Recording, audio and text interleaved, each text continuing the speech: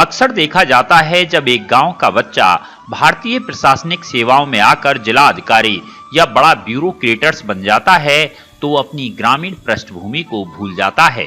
बड़ा अधिकारी बनने के बाद वही बच्चा अपनी प्रशासनिक व्यस्तताएं बताता है, लेकिन उसे मालूम नहीं कि उसके परिवार के लोग किस तरह से गांव में उसका इंतजार करते रहते हैं। दरअसल वो आईएएस या फिर किसी दूसरी सेवा का अफसर अपने पद के रुतबा की चकाचौंध में अपनों को ही भूल जाता है। लेकिन मथुरा जिले के बलदेव गांव के कासिमपुर सैदपुर के सुरेंद्र सिंह ने इस धारणा को तोड़ दिया। सुरेंद्र यूपी कैडर्स के 2005 बैच के आईएएस अफसर हैं। इस समय मेरठ में मंडलायुक्त हैं। कानपुर नगर, वाराणसी समेत दर्जन भर जिलों में जहां भी वो डीएम रहे, उन्होंने हमेशा अपनी कोई न कोई छाप वहां पर छोड़ी है।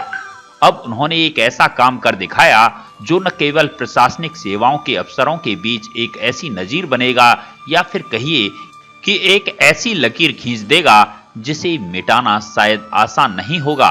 वरिष्ठ आईएएस अफसर सुरेंद्र सिंह ने जो किया उसे हम आपको बताते हैं। गांव कासिमपुर में इनका जो अपना पैतृक आवास है, अब वहां पर कोई नहीं रहता। माताजी श्रीमती लहर कौर और पिताजी स्वर्गीय हरि सिंह सिकरवार दिवंगत हो चुके हैं। 4 बहनों की शादी हो चुकी है। सुरेंद्र के बड़े भाई जितेंद्र सिंह सिकरवार इस समय राजस्थान राज्य सेवा में बड़े अधिकारी हैं। जयपुर सचिवालय में विधि अधिकारी के पद पर हैं। दोनों भाइयों ने अब गांव के अपने बड़े पैतृक आवास को मां के नाम पर लहर कौर अध्ययन केंद्र बना दिया। ये केंद्र पुस्तकालय और वाचनालय के रूप में है। ये पुस्तकालय उन ग्रामीणों के लिए खोला गया है जो अभाव में पुस्तकें नहीं खरीद सकते और नौकरियों की परीक्षाओं की तैयारियां नहीं कर पाते।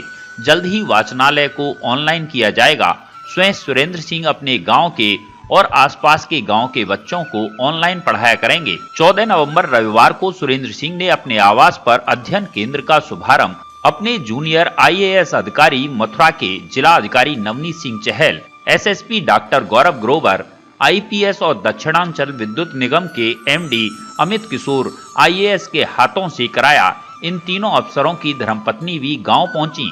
इन्होंने सुरेंद्र सिंह की पत्नी गर्मा और जितेंद्र सिंह की पत्नी श्रीमती राजेश कुमारी चौधरी के साथ मिलकर पुस्तकालय का फीता काटकर शुभारंभ किया। साधन थे और सिर्फ खेती थी जीविका उपार्जन के लिए। उन्होंने अपने बच्चों की परवरिश जिस तरह की इतने सीमित संसाधनों में, क्योंकि जब हम बात करते हैं बहुत दूर की बात सुनते हैं, जवाहरलाल नेहरू के बारे में पढ़ते हैं, महात्मा गांधी जी के बारे में पढ़ते हैं, तब बहुत बड़े महापुरुषों के बारे में, तो कहीं ऐसा लगता है कुछ अलग परिस्थिति रही होगी तो वो ऐसा कर पाए होंगे। लेकिन आपके बीच में रह के अम्मा पिताजी ने जिस तरह अपने पूरे परिवार को संभाला, जिस तरह की परवरिश दी और खाने पीने में भी कभी कोई कमी नहीं की। क्योंकि अभी जो मेरे पति बता रहे थे, इस परिवार की जो सबसे बड़ी जो विशेषता थी, गलत काम पे कभी एक पैसा खर्च नहीं हुआ।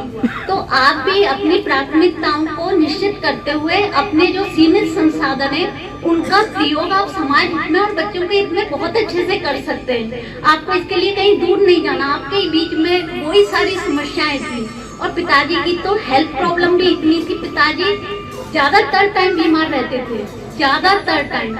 इन लोगों में इतना प्यार और इतना सम्मान था एक दूसरे के लिए कि हमेशा एक दूसरे के पूरक बने। तो आपके परिवार में भी ये सारी चीजें हो सकती हैं बहुत अच्छे से। अब मैं अम्मा के बारे में कुछ बताना चाहूंगी आपको। जैसे अम्मा पढ़ी लिखी नहीं थी, लेकिन पढ़ाई के प्रति उनमें जो जुनून था, मैं सही बता रही हूँ, मैंने पूरी दुनिया देखी है, एक से एक बड़े लोग देखे, फीमेल्स देखी, लेकिन इतना जुनून जो अम्मा को जानते कि शायद मैंने किसी मिलने वाले ने नहीं देखा होगा। मैंने क्या, वो पढ़ी लिखी नहीं थी, फिर भी मैगजीन पढ़ना, अखबार पढ़ना, फोटो देखना, गांधी जी को पहचानना, मायावती के बारे में सारी चीजें पता होना, हर चीज उन्हें पता होती थी कि क्या हो रहा है। सिर्फ फोटोओं को देख के कहती थी ये देखो हाथी है, शेर है, ये जंगल में घूम रहा है। वो फोटो देख के ये एहसास करती थी यहाँ लिखा क्या है। तो मैं ये, क्योंकि अम्मा का ये था कि जो पढ़ाई मैं नहीं कर पाई और जो ना पढ़ने की वजह से उन्हें जो दर्द था, अनपढ़ होने की जो टीस थी, वो ये चाहती थी ये टीस कभी किसी को महसूस ना हो। कार्यक्रम में उन्होंने अपने गांव के ही और आसपास के गांव के बच्चों को मोटिवेशन के लिए बुलाया था। आईएएस अफसर सुरेंद्र सिंह ने जहां पैतृक आवास को अपने गांव के बच्चों के लिए अध्ययन केंद्र खोला है, तो वहीं उनकी दूसरी घोषणा ने सभी अफसरों और ग्रामीणों को चौंका दिया। उन्होंने मंच पर मौजूद डीएम नवनीत सिंह चहल से कहा कि आप मेरे जिले के जिला अधिकारी हो, यदि किसी सरकारी योजना के लिए जमीन न मिल रही हो तो सरकार मेरी जमीन पर योजना संचालित कर ले। मैं निःशुल्क अपनी जमीन सरकार को देने को तैयार हूँ। ये जमीन गांव से सटी है। ये घोषणा सुनकर लोगों ने तालियां बजाकर इसका स्वागत किया। सुरेंद्र सिंह का कहना था कि हम दोनों भाई नौकरी करते हैं।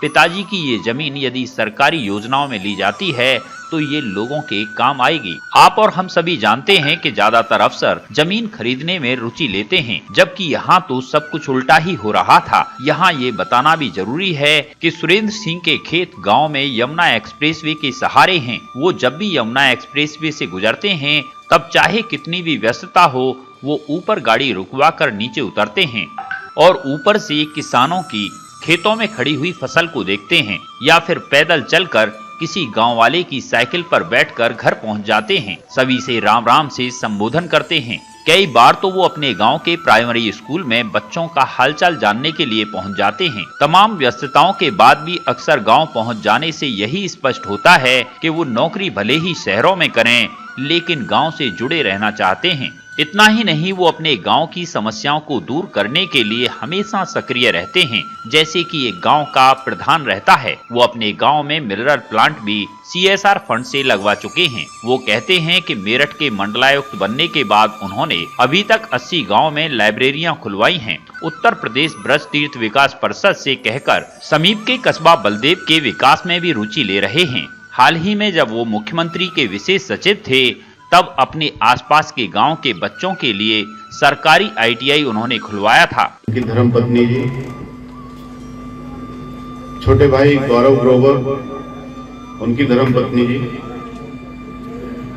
और बहुत छोटे से कॉल पर कल बात हुई और यहाँ बीच में हमारे बीच में उपस्थित हुए इस पूरे लगभग 20-22 दिनों का कार्यभार देख रहे MD साहब श्री अमित किशोर जी, जिनका जैसे हर व्यक्ति से जितने मंच में बैठे हैं कोई ना कोई नाता रहा है, उनसे मेरा ONGC का नाता रहा है।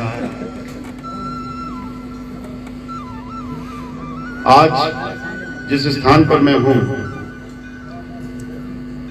उसके लिए पूर्ण रूप से जो समर्पित थे मेरे बड़े भैया, जिन्होंने अपनी प्रबल इच्छा शक्ति के दम पर मुझे कभी पीछे नहीं मुड़ने दिया, उनकी धर्मपत्नी श्रीमती राजेश जी, पग पग पर मेरा साथ निभाने वाली, और सच में जो होम मिनिस्ट्री कहते हैं कि मेरे घर में अगर बड़ा से बड़ा कार्यक्रम हो तो मैं ये भी नहीं देखता कि इनवाइटीज की लिस्ट क्या है, डेकोरेशन क्या है, मेन्यू क्या है। तो पूरी तरीके से घर का भी और अपने जो प्रोफेशन है उसमें अपना कारोबार देखने वाली मेरी पत्नी श्रीमती गरिमा जी,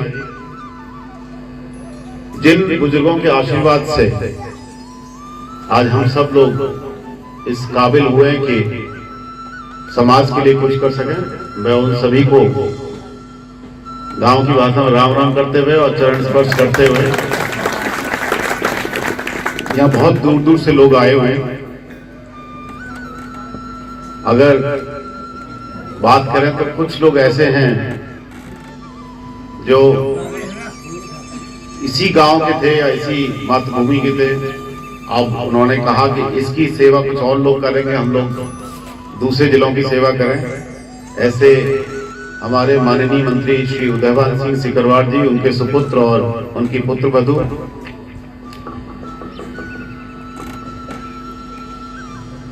मेरे धर्मपत्नी के भाई श्री गौरव चौधरी जो मेरठ से आए हुए हैं, जिनको गूगल ने शायद काफी आगे पहुंचा दिया था, इस वजह से लेट हुए। इस पूरे क्षेत्र में, शिक्षा के क्षेत्र में लगातार काम कर रहे हैं अशोक जी, उनकी धर्मपत्नी जी अनीता जी।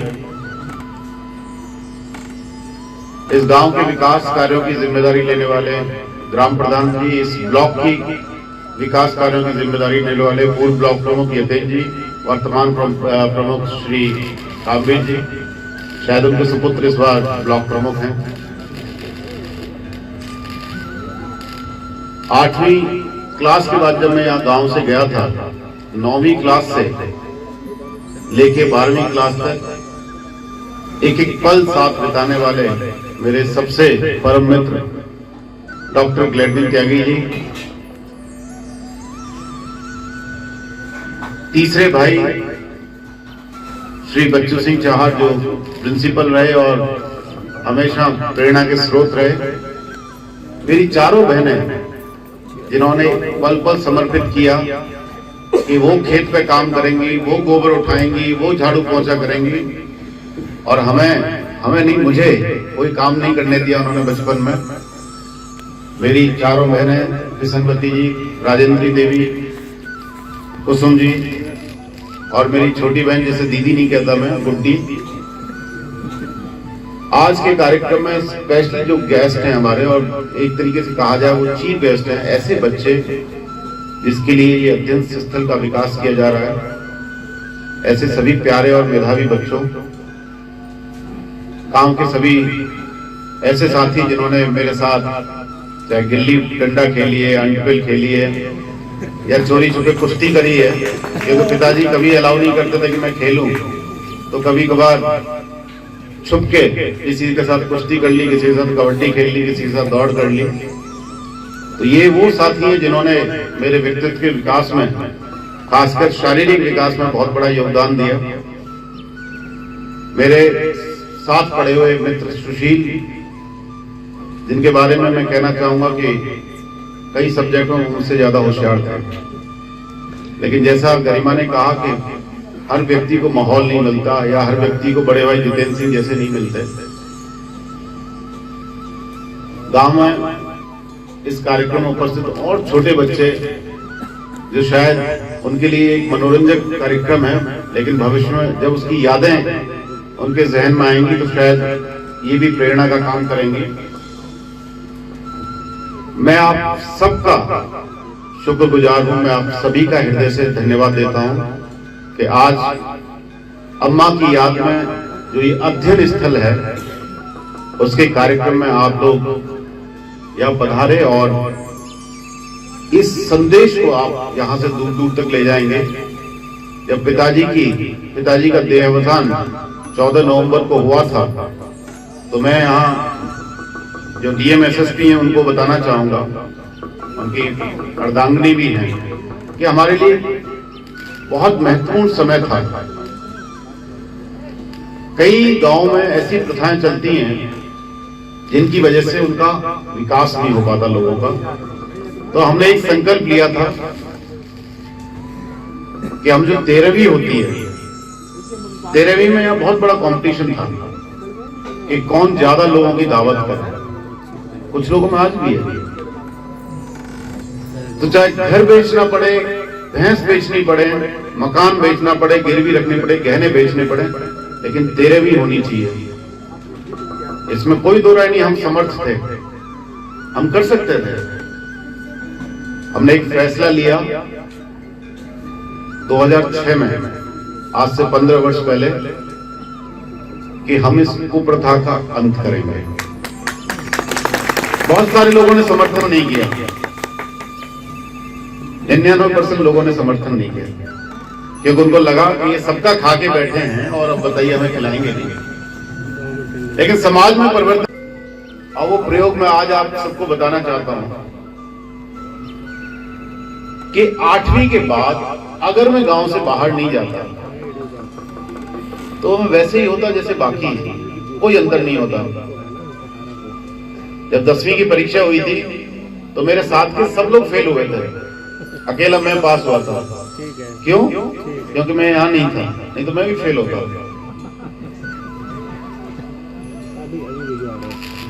नकल विहीन परीक्षा उस समय कराई गई और सारे बच्चे फेल।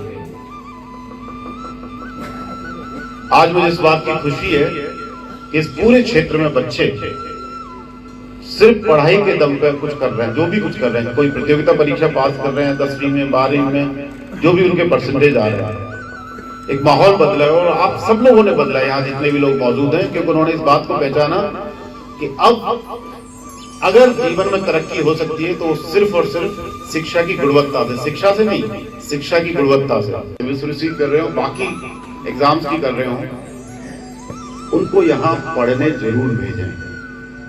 अम्मा पूरे मोहल्ले के बच्चों को स्कूल भेजती थी, हमें अजीब लगता था, कह रहे अपने बच्चों को भेज ले, बाकियों को क्यों भेजती है। कईयों को बुरा भी लगता था कि भाई हमारा बच्चा पढ़े ना पढ़े, आपको क्या फर्क पड़ता है। अम्मा हमेशा कहती थी क्यों नहीं फर्क पड़ता, भाई तुम्हारा बच्चा अगर स्कूल नहीं जाएगा तो आगे कैसी तरक्की होगी।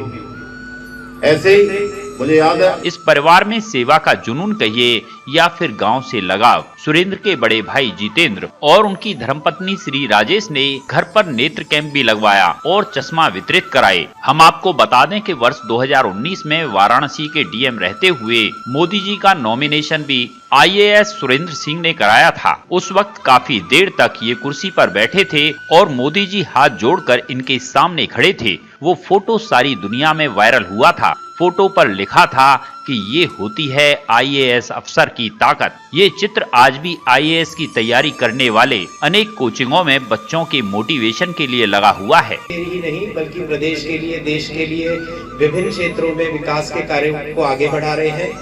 हम सभी लोग जानते हैं किस प्रकार से जितेंद्र सर ने स्वयं एक अच्छा पद हासिल किया। साथ ही साथ जो क्षेत्र के युवा हैं, जो भी विभिन्न सेवाओं में तैयारियां कर रहे हैं, चाहे वो IAS है, IPS है, PCS है या अन्य विभिन्न कॉम्पिटिटिव परीक्षाओं में जो प्रयासरत रहे हैं, सर के द्वारा एक अच्छा मार्गदर्शन उन सभी लोगों को मिला। और न जाने आज कितने ही युवा एक अच्छे पद पर एक अच्छा कार्य देश के लिए, हमारे प्रदेश के लिए या क्षेत्र के लिए कर रहे हैं। तो ये जो प्रेरणा है ये निश्चय ही माता जी से, बाबूजी से सर को मिली और सर ने आगे सभी लोगों का मार्ग प्रशस्त किया। तो आज सर हमारे बीच में है, सुरेंद्र सर हमारे बीच में है, आयुक्त महोदय मेरठ मंडल, और सर के साथ बहुत पुराना हमारा साथ है। मुझे ध्यान है जब मैं सबसे पहले, मेरी पहली पोस्टिंग जिलाधिकारी अमरोहा के रूप में थी, तो मैं झांसी CDO के पद से विमुक्त होकर और अमरोहा के लिए जा रहा था। रास्ते में सर से बात हो रही थी और सर ने मुझे बड़े ही अमूल्य कुछ बातें बताई थी जिसका मैं कोशिश करता हूँ आज भी अनुसरण करूँ। सर ने कहा था कि जो हमारे ग्रामीण क्षेत्र में विभिन्न विकास के या प्रशासन के जो हमारे कर्मचारी हैं, हमारे लेखपाल हैं या सेक्रेटरी हैं, वहां तक हमारा डायरेक्ट संपर्क होना चाहिए। और उन सभी लोगों से यदि हमारा डायरेक्ट संपर्क और डायरेक्ट मार्गदर्शन हमारा रहेगा तो ही गांव-गांव, शहर और सभी कार्य अच्छे तरीके से हम करा पाएंगे। तो मेहनत के पॉइंट ऑफ व्यू से, मार्गदर्शन के पॉइंट ऑफ व्यू से सर का विभिन्न पिछले कई वर्षों से मार्गदर्शन सर का रहा है। और अभी जो करंट कार्यकाल है मथुरा में, इससे पहले मैं चंदौली में जिलाधिकारी था, उस समय सर जिलाधिकारी बनारस थे। 2019 का इलेक्शन एक चुनौतीपूर्ण इलेक्शन था, उस समय सर ने बनारस में इलेक्शन कराया था, मैंने चंदौली में जो साथ ही बनारस से कट के ही अलग जिला बना है वहां पर इलेक्शन कराया था। सर का मार्गदर्शन वहां भी निरंतर प्राप्त होता रहा। यहाँ मथुरा में भी क्षेत्र से जुड़ी हुई जो समस्याएं हैं उसके संबंध में सर का लगातार मार्गदर्शन रहा है। इस हाल ही में हुई जो कोविड सेकेंड वेव की जो महामारी थी, उस दौरान सर को एक बड़ी महत्वपूर्ण जिम्मेदारी पूरे पश्चिम यूपी के ऑक्सीजन मैनेजमेंट के संबंध में थी।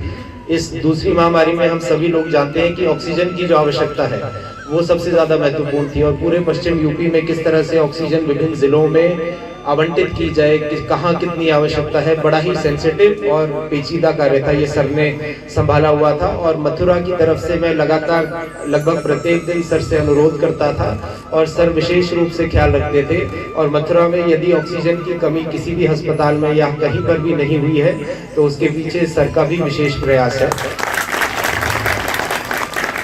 क्षेत्र के विकास के संबंध में अभी हमारे गांव में ही एक ITI कॉलेज जो है वो निर्माणाधीन है, वो सर के विशेष प्रयासों से ही बनने लगा है। उनका उनका विशेष ये ध्यान रहता था कि हमारे क्षेत्र के जो युवा हैं वो पढ़ाई अच्छे से करें, उन्हें पढ़ाई के जो मौके हैं वो बिल्कुल ना छूटे। तो ITI का निर्माण अभी चल रहा है, 70% इसका निर्माण कंप्लीट हो गया है और आने वाली फरवरी 2022 तक इसका पूर्ण निर्माण हो जाएगा। हमें उम्मीद है कि अगले सत्र में यहाँ पर कक्षाएं भी संचालित होने लग जाएंगी। दाऊ जी का जो मंदिर है हमारा बलदेव का, यहाँ पर भी विकास के कार्यों को और अधिक तेजी से कराया जाए, इसके ऊपर भी सर का विशेष ध्यान रहता था। यहाँ पर जो विभिन्न सड़कें हैं उनका निर्माण अच्छे से कराया जाए, उसके ऊपर भी विशेष ध्यान सर का रहता था। तो दाऊ जी मंदिर के लिए लगभग 15.5 करोड़ का जो एक प्रोजेक्ट है ब्रजदीप विकास परिषद के माध्यम से स्वीकृत कराने में भी सर का विशेष ध्यान और योगदान रहा है। अभी आप देखेंगे कि विभिन्न प्रवेश द्वार, उस मंदिर को जाने वाले विभिन्न इंटरलॉकिंग टाइल्स या आसपास की जो सड़कें हैं उनका निर्माण चल रहा है। बहुत ही जल्द ये सभी निर्माण पूरे हो जाएंगे। तो हमारे जो दाऊ जी का मंदिर है, हम सभी के लिए पूजनीय जो स्थल है, वो एक अलग तरीके से निखर के आएगा। इंडिविजुअल केसेस में भी आप सभी लोग सर से जुड़े हुए हैं, जितेंद्र सर से जुड़े हुए हैं, सुरेंद्र सर से जुड़े हुए हैं, और जो विभिन्न हमारी अनुरोध होते थे, रिक्वेस्ट होती थी जो सर के पास जाती थी, तत्काल सर उनके ऊपर एक्शन लेते थे कोविड के दौरान भी। तो इन सभी जो सर के दोनों ही हमारे जितेंद्र सर हैं जिन्होंने युवाओं को एक अच्छा मार्गदर्शन दिया, या सुरेंद्र सर हैं जो क्षेत्र के विकास के लिए इतना कार्य कर रहे हैं, इसके पीछे पूज्य माता जी और बाबूजी का मार्गदर्शन आशीर्वाद रहा है। और आज ये जो पुस्तकालय यहाँ पर खोला जा रहा है, वो भी क्षेत्र के हमारे जो बच्चे हैं, युवा हैं, वो अच्छी पढ़ाई करें, आगे क्षेत्र में अच्छा करें। इस अवसर पर सर्वप्रथम मैं सर को दोनों को मैं धन्यवाद भी देना चाहूँगा। इस अच्छे मौके पर हमें यहाँ पर आमंत्रित करने का आपने मौका दिया। इस गाँव में जहाँ जहाँ कार्य कर रही हैं वहाँ के लोगों की भी प्रगति के बारे में उतनी ही चिंता कर रही हैं जितना अपने परिवार के बारे में। और मुझे लगता है आपका जो सक्सेसफुल होने का जो कारण है, उसका बहुत बड़ा रीजन ये है कि आप लोग अपने गांव से, ग्रामीण परिवेश से निकले हैं और उसके साथ निरंतर जुड़े हुए हैं। क्योंकि जिलाधिकारी के रूप में अगर हम किसी भी जनपद में देखें, विशेष रूप से उत्तर प्रदेश में, तो शहरी क्षेत्र बहुत छोटा होता है, ग्रामीण परिवेश बहुत बड़ा होता है। और किसी भी अधिकारी के सफल होने की कोई पैमाना अगर है तो उस पर निर्भर करता है कि उसने ग्रामीण क्षेत्र में कितना काम किया है और ग्रामीण क्षेत्र में कितनी योजनाओं को लागू करवाया है। और मुझे लगता है कि सर क्योंकि इस परिवेश से जुड़े हुए हैं और लगातार निरंतर, जैसे कहते हैं कि वही पेड़ जो है फलता फूलता है जो अपनी जड़ों से जुड़ा रहता है, और मुझे लगता है ये दोनों पेड़ हमारे सामने जो बैठे हैं ये इसलिए फल फूल रहे हैं कि वे इन जड़ों से जुड़े हैं।